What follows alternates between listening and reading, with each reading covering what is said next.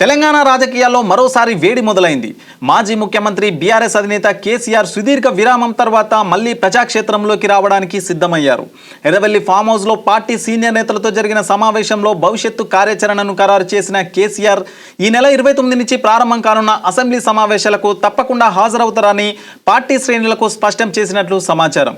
ప్రతిపక్ష నేతగా సభలో అడుగుపెట్టిన కేసీఆర్ కాంగ్రెస్ ప్రభుత్వం అవలంబిస్తున్న విధానాలను, ముఖ్యంగా నదీ జలాల విషయంలో తెలంగాణకు జరుగుతున్న అన్యాయాన్ని అసెంబ్లీ వేదికగా తీవ్రంగా ఎండగట్టాలని నిర్ణయించారు. పాలమూరు రంగారెడ్డి ఎత్తిపోతల పథకం సహా కీలక ప్రాజెక్టులపై జరుగుతున్న జాప్యం, కేంద్రం నుంచి రావాల్సిన అనుమతుల విషయంలో రాష్ట్ర ప్రభుత్వం చూపుతున్న నిర్లక్ష్యంపై దాడి చేయడమే లక్ష్యంగా కేసీఆర్ వ్యూహం రూపొందిస్తున్నారు.